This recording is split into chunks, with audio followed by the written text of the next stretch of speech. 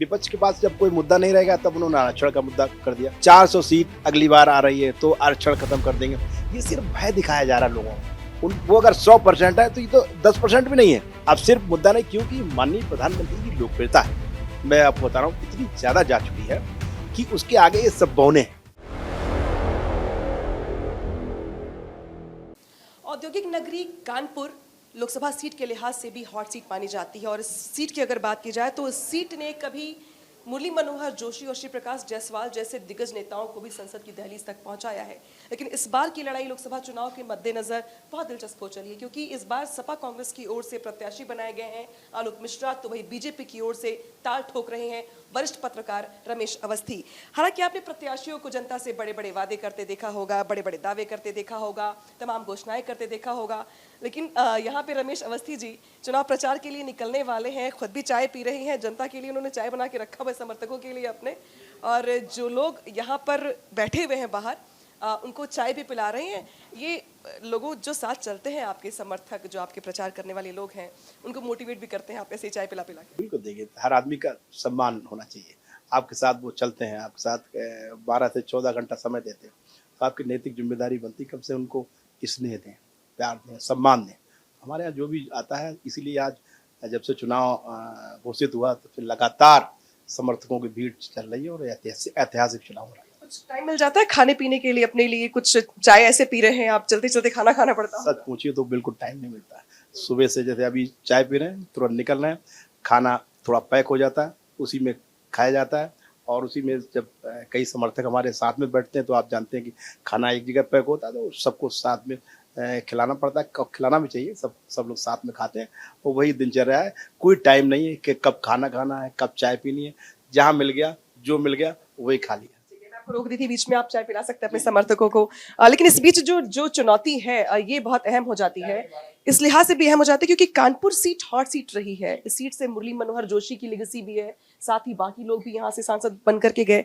अब कानपुर सीट आपके लिहाज से कितनी चुनौती आपके लिए है, क्योंकि आप भी पहली बार चुनावी मैदान में है, रोल बदल चुका है आपका, जिम्मेदारियां बदल चुकी हैं, चुनौती कितनी बड़ी मानते हैं? मुझे लगता नहीं कि कोई बड़ी चुनौती है कानपुर में जब से मैं प्रत्याशी घोषित हुआ तब से लगातार मैं दौरा कर रहा हूँ कानपुर में। अगर हम भारतीय जनता पार्टी का जो स्ट्रक्चर है, मॉडल है कि एक लोकसभा में कितने मंडल होते हैं, तो हमारे यहाँ 18 मंडल हैं।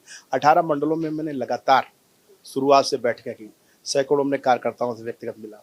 उसके बाद मैं चाहे स्कूल हों, कॉलेज हों, पार्क्स हों, फैक्ट्रीज हों, यहाँ बड़ा आर्म्स फैक्ट्री भी है बड़ी, जहाँ हजारों लेबर काम करता है, मलिन बस्तियाँ हों, मैं तमाम जगह गया और हर जगह मैंने ये पाया कि कानपुर के मन में मोदी है और मोदी जी के मन में कानपुर है।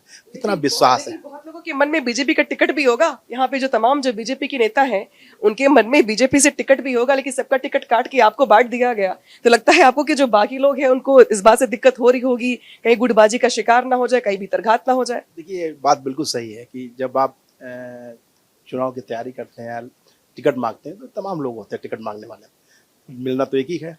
तो इसके लिए मैं भारतीय जनता पार्टी के शीर्ष नेतृत्व को, भारतीय जनता पार्टी के प्रदेश नेतृत्व को, माननीय हमारे प्रधानमंत्री नरेंद्र मोदी जी को, माननीय गृह मंत्री अमित शाह जी को, माननीय JP नड्डा जी को, माननीय BS संतोष जी को, और माननीय हमने प्रदेश के मुख्यमंत्री योगी आदित्यनाथ जी को, माननीय धर्मपाल जी को, माननीय हमारे राष्ट्रीय महामंत्री, सबको शुक्रिया कर दिए। देखिए ऐसा सबका आशीर्वाद रहा। और मुझे लगता है कि जब भी कोई व्यक्ति कोई भी हो, अगर वो आपको किसी चीज में देने में सहायक होता है, क्योंकि भारतीय जनता पार्टी टिकट एक आदमी नहीं दिला सकता। हमारे यहाँ कोई आदमी कह दे कि ये कोई टिकट जुगाड़ से ले आए, ये असंभव, किसी तरीके का यहाँ कुछ नहीं चलता। यहाँ बाकायदा एक सिस्टम है कि हमारे यहाँ पहले जिले से नाम जाता है, फिर क्षेत्र से नाम जाता है, फिर प्रदेश से नाम जाता है, फिर प्रदेश के बाद हमारे यहाँ फिर दिल्ली नाम जाता है, कोर कमेटी तय करती है, कोर कमेटी के बाद फिर डिस्कशन होता है बाकायदा।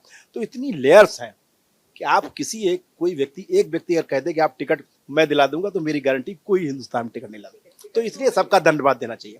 टिकट तो मिल गया, लेकिन चुनौती बेशुमार है आपके सामने। कांग्रेस के प्रत्याशी जो गठबंधन के प्रत्याशी हैं, यहाँ से आलोक मिश्रा हैं, ब्राह्मण वो भी हैं, बसपा के प्रत्याशी भी हैं यहाँ से भदौरिया जी, तो लगता है आपको त्रिकोणीय मुकाबला है कानपुर में और चुनौती आपके लिए बड़ी हो रही है? कोई मुकाबला नहीं। मुकाबला? कोई मुकाबला नहीं। कि देखिए, जो यहाँ पर कांग्रेस के प्रत्याशी हैं, वो एक बार यहाँ चुनाव लड़ चुके हैं, विधानसभा का हार चुके हैं, उसके बाद लड़ने के बाद गायब हो गए। अपना कि स्कूल चलाते हैं, स्कूल में फीस, उनकी जो इमेज है वो आप देखेंगे कि आज भी मुझसे, मैं गया था किसी अखबार के ऑफिस में, पूछा गया मुझसे, तो मैंने कहा वैसे मैं कोई निगेटिव बात नहीं करता, लेकिन आप, उन्होंने पूछा कि अवस्थी जी आप वो आपसे जो उन्होंने डिक्लेरेशन किया है उसमें आपसे पैसे में बहुत हैं, करोड़ रुपया हैं, तो और बाद में बोले मुकदमे भी उनमें बहुत ज़्यादा हैं। तो मैंने कहा आप ही कह रहे हैं उन पे मुकदमे, ठगी के मुकदमे हैं, चोरी के मुकदमे हैं, तमाम जांचें चल रही हैं उनकी बात, तमाम लोग जो उनके यहाँ स्कूल में जाते हैं जो अनियमितता हो रही है उस पर जांचें चल रही हैं।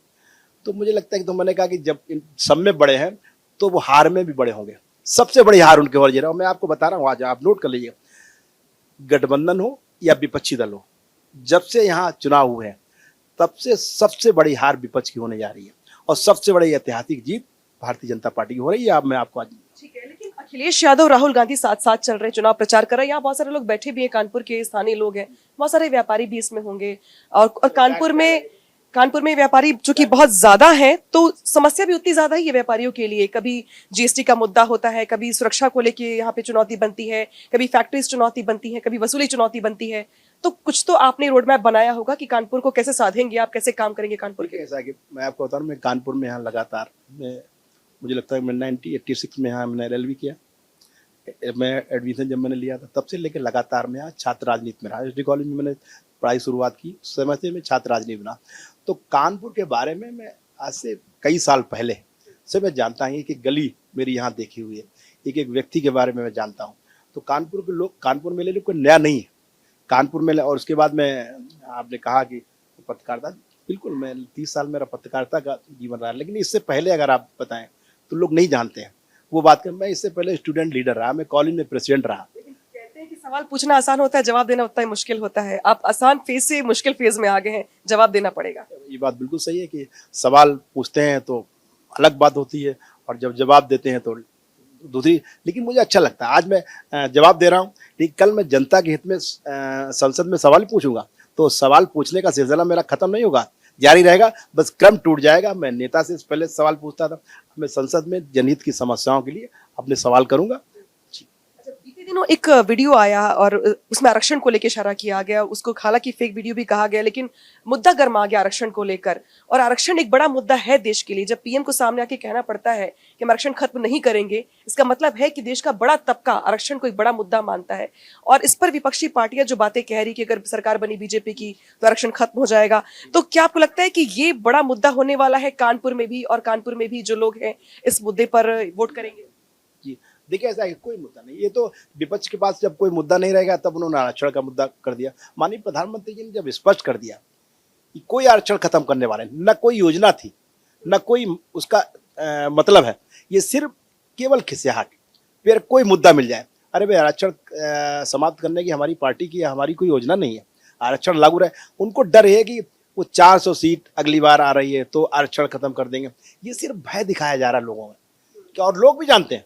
आप ये मान लीजिए, जैसे मैंने ये आरक्षण की बात हुई, आप पब्लिक में पता करिए, हर आदमी जानता है ये केवल पॉलिटिकल स्टंट है, तो कहीं उसका कोई। उसके बाद आप माननीय प्रधानमंत्री, लेकिन मुद्दे तो बेरोजगारी को भी लेकर के हैं। विपक्ष कह रहा है कि भाई बात बेरोजगारी पर करते नहीं, बात महंगाई पर करते नहीं, बात करप्शन पर करते नहीं, और सिर्फ मंदिर मस्जिद करके बस वोट लेने की स्ट्रेटेजी।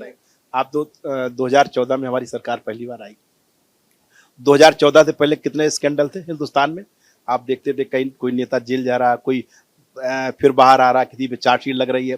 तो ये करप्शन का कितना बड़ा मुद्दा। आज हमें आप 10 साल में कोई पकड़ बताइए कि कभी कोई करप्शन में, कोई किसी चीज में कोई जेल गया हो, या कोई बहुत बड़ा स्कैंडल भारतवर्ष में हो गया है। रोजगारों पे हम लोगों ने रोजगार देने की बात की, आज हम लोग हजारों ने लाखों लोगों को रोजगार दे रहे हैं। इनके पास कोई मुद्दा नहीं रह गया। अब सिर्फ मुद्दा नहीं, क्योंकि माननीय प्रधानमंत्री की लोकप्रियता, मैं आपको बता रहा हूँ, इतनी ज्यादा जा चुकी है कि उसके आगे ये सब बौने हैं। आज आप बताइए, विपक्ष में कौन सा नेता है जिसको अगर हम तुलना करें माननीय प्रधानमंत्री जी से कि ये इसकी तुलना में ये व्यक्ति इतना है, वो अगर 100% है तो ये तो 10% भी नहीं है। आज आप देश नहीं, पूरे विदेश में जाइए। मैं पिछली बार लंदन गया, लंदन में हमारे कई जर्नलिस्ट थे, मित्र थे, उन्होंने मुझसे पूछा, वहाँ के भारतीय मूल के सांसद हैं, वो भी उन्होंने पूछा कि भाई आपके प्रधानमंत्री जी ने यार क्या ऐसा कर दिया कि एकदम भारत की तो दिशा और दशा बदल गई। और आज हम लोग कल्पना नहीं कर सकते थे कि भारत जो है वो ब्रिटेन की अर्थव्यवस्था से बड़ी अर्थव्यवस्था बन जाएगा। तो ये विजन है। आज देश और दुनिया में माननीय प्रधानमंत्री की चर्चा हो रही है। और जब हम लोग 2014 से पहले जब जाते थे, आप भी गई होंगी, तब आप वहाँ सिर्फ चर्चा होती थी कि अरे भाई वो नेता जेल कब गया, वो छूट के कब आएगा, सिर्फ करप्शन, भ्रष्टाचार। और यूपी की बात की जाए, यूपी में आप 2017 से पहले देखिए, आप व्यापारी वर्ग की बात कर रही थी, व्यापारी असुरक्षित था। आज व्यापारी उसका बच्चा अगर 10 मिनट लेट आ जाता था तो व्यापारी चिंतित हो जाता था कि अगले 10 मिनट के बाद कहाँ से फोन आ जाएगा, 1 करोड़ रुपया की फिरौती दीजिए आप। लूट मार, भ्रष्टाचार, पूरी गुंडागर्दी और जमीनों पे कब्जा, ये सब था। आज व्यापारी वर्ग, कानपुर का व्यापारी वर्ग इतना संतुष्ट है, वो कहता है कि मैं तो बिल्कुल माननीय योगी जी के नेतृत्व में बिल्कुल अपराध मुक्त जो प्रदेश हुआ है। पहले सिर्फ अपराध मुक्त उत्तर प्रदेश, उत्तम प्रदेश, सिर्फ कागजों में होर्डिंग, बैनर, इसमें अपराध, लेकिन धरातल पे गुंडागर्दी, पूरा अपराधों से भरा हुआ प्रदेश था 2017 से पहले। आज अगर देखे जाए तो माननीय योगी आदित्यनाथ के नेतृत्व में वास्तव में उत्तर प्रदेश उत्तम प्रदेश बन गया है। आज हम जहां 6 बजे के बाद जिन सड़कों पे जा नहीं पाते थे, आप उत्तर प्रदेश में आपने पत्रकारिता की 6-7 बजे के बाद घबराते थे कि पता नहीं लूटमार हो जाएगी, अपहरण हो जाएगा। आज आप 12 बजे जाइए। आप, मैं गया था 2017 में, माननीय मुख्यमंत्री उसमें नहीं थे, उसमें तो सांसद थे वो, मैं उनके साथ चुनावी दौरे पे था। जब मैं गया था तो उन्होंने कहा था मुझसे, मैंने कहा आपकी प्राथमिकता क्या होगी, पहले जो आप सवाल की बात, मैंने भी सवाल पूछा था, तो उन्होंने कहा कि मेरी प्राथमिकता सबसे पहले अब उत्तर प्रदेश को अपराध मुक्त करना है। तो मैंने कहा लोग तो कहते हैं कि जो भी नेता बोलता है वो कहता है विकास कराऊंगा, आप अपराध की बात कर रहे हैं। तो उन्होंने कहा नहीं, बात आपकी सही और मेरी सही। जब अपराध समाप्त हो जाएगा तो विकास अपने आप हो जाएगा। और आज वही योगी आदित्यनाथ जी ने, माननीय योगी योजना करके दिखाया, अपराध खत्म, उत्तर प्रदेश उत्तम प्रदेश बन गया, निवेश आ रहा है देश से विदेश से। आज आप देख लीजिएगा अपराधी बाहर। कहते हैं कि जो निवेश है वो कागजों पर आ रहा है, धरातल पर नहीं आ रहा। खैर इस सवाल पर मैं आऊंगी, लेकिन अभी यूपी में सेकंड फेज के चुनाव हो चुके हैं। यूपी की 8 सीटें जो है वो यहाँ से खत्म हो चुकी हैं। अब आप थर्ड फेज के लिए जो है अब जाने वाले हैं। अब लगातार बीजेपी के लिए और नारा दिया जा रहा है कि 80 में 80 सीटें, 80 में 80 सीटें। सेकंड फेज के बाद आपका आकलन क्या कहता है? देखिए, सेकंड फेज में हम 80 की सीटें जहां बात कर रहे हैं, आप मुझे गिना के दिखाए कौन सी सीट वो जीत रहे हैं। तो गिनवा रहे हैं आजमगढ़, कन्नौज, मैनपुरी, इसके अलावा संभल, इटावा, इसके अलावा बदायूं गिनवा रहे हैं। मतलब वो कुछ सीटें वो अपनी कंफर्ट जोन वाली गिनवा रहे हैं कि जहां पे आप हमने कहीं नहीं, आप समझ लीजिए कि आप जब रिजल्ट आएगा तो आपको पता चलेगा कि कोई सीट नहीं, वो सिर्फ अपने संघर्ष कर रहे हैं। जो अभी चुनाव लड़ रहे हैं कन्नौज में, वो पहले अपना कन्नौज जीत के दिखा दें, मैनपुरी में जीत के दिखा दें, आजमगढ़ में उनके पास एक वर्ग है जिसके ऊपर वो ये बात करते हैं। उसके वर्ग को एकदम साथ के, उस वर्ग की राजनीति करके वो सिर्फ चाहते हैं कि हम अब आप जो सीटें आप गिना रही हैं उनमें उसी वर्ग के आधार पर कह रहे हैं कि एक वर्ग है ये मेरे साथ देगा और मैं चुनाव दूंगा। मैं आपको एक बता रहा, आज नोट कर लीजिएगा, पूरे उत्तर प्रदेश की बात नहीं, पूरे हिंदुस्तान की मैं बात कर रहा हूँ। 80 में कितनी? 80 में 80, 80 में 80 में 80, 2-4 सीट छोड़ के बताइए। तो कोई 2-4 सीट नहीं, 80 में 80। इस बार ऐतिहासिक रिजल्ट आने वाला है, ये ऐतिहासिक नहीं। और 1-2 उनके भाग्य से मिल जाए वो अलग चीज है। तो कुछ भाग्य किसी का होता है, अगर भाग्य पे मिल गई 1-2 सीट मिल गई। कानपुर में स्थिति क्या है? कानपुर में ऐतिहासिक हुई है। कानपुर एक तरफा चुनाव जा रहा है। आप जाइए, आप फील्ड पे जाइए, फील्ड निकल, हर वर्ग, चाहे व्यापारी वर्ग हो, युवा वर्ग हो, यहाँ किसान हो, कोई भी वर्ग हो, चाहे हमारी माता बहनाएं हो, आप देखिए सुरक्षा के नाम पे, सुरक्षा गारंटी यहाँ तो आप, मैं बता रहा हूँ, लोग कहते हैं कि भाई मोदी की गारंटी में भी गारंटी है। तो जब ये भरोसा आप पे आ जाए, जब कॉमन मैन क्या चाहता है, आप बताइए। मोदी की गारंटी के साथ रमेश अवस्थी की गारंटी कानपुर के लिए क्या होगी? कुछ सोचा है आपने कि हम बनते सांसद ये कर देंगे या कुछ 5 चीजें कर देंगे? एकदम गारंटी, बिल्कुल 100। देखिए, मेरा एक सपना है और मैं माननीय प्रधानमंत्री जी के विजन या माननीय प्रधानमंत्री की नीतियों से हमेशा प्रभावित रहा हूँ। उन्होंने एक सपना देखा, विकास का सपना देखा। विकास का सपना उन्होंने देखा है, 2047 तक वो भारत को विकसित कराएंगे। मेरा भी एक सपना है और कानपुर वासियों का सपना है। कानपुर का हर व्यक्ति चाहता है कि कानपुर का गौरवशाली और वैभवशाली इतिहास दोबारा बने, कानपुर फिर उसी स्थिति में आए, उसका विकास हो। मेरा विकास का सपना है और मैं आपको भरोसा दिलाना चाहता हूँ, कानपुर की हर समस्या का स्थायी समाधान होगा। कानपुर का विकास का मॉडल जो यहाँ के लोग तय करेंगे, उसी आधार पर भविष्य में कानपुर का विकास होगा। और जब अगली बार आप मुझसे मुलाकात करेंगे तो आपको कानपुर की विकास की बदली बदली तस्वीर नजर आएगी, ये मैं आपसे वादा करता हूँ। तो देखिए यहाँ पे जो रमेश अवस्थी हैं ये विकास की बात कर रहे हैं कानपुर में, हालांकि जो मैंने इनको रोक रखा है चूंकि देखिए प्रचार के लिए निकलने वाले हैं, जिनके समर्थक है तमाम वो घर पे पहुंच चुके हैं। कुछ ऐसा ही बहुत ही ज्यादा बिजी शेड्यूल चल रहा है आजकल प्रचार के वक्त, लेकिन इस बीच जो बातें हैं वो यहाँ पर लोगों की ओर से कही जा रही हैं। और साथ ही साथ कम से कम जब अखिलेश यादव ये बात कहते हैं कि 80 में 80 जीतने नहीं बल्कि 80 में 80 हारने जा रहे हैं और 400 पार नहीं बल्कि 400 हारने जा रहे हैं, तो वही इनकी ओर से दावा किया जा रहा है कि इस बार की जो जीत होगी कानपुर में वो ऐतिहासिक होगी, रिकॉर्ड मतों से होगी। हालांकि देखना यह होगा कि जब यहाँ पर वोटिंग होगी, जब नतीजे आएंगे तो वोटर्स किसके पक्ष में जाते हैं, नतीजे किसके पक्ष में आते हैं। विपक्ष के पास जब कोई मुद्दा नहीं रहेगा तब उन्होंने आरक्षण का मुद्दा कर दिया। 400 सीट अगली बार आ रही है तो आरक्षण खत्म कर देंगे, ये सिर्फ भय दिखाया जा रहा है लोगों को। वो अगर 100% है तो ये तो 10% भी नहीं है। अब सिर्फ मुद्दा नहीं, क्योंकि माननीय प्रधानमंत्री की लोकप्रियता है, मैं आपको बता रहा हूँ, इतनी ज्यादा जा चुकी है कि उसके आगे ये सब बौने हैं।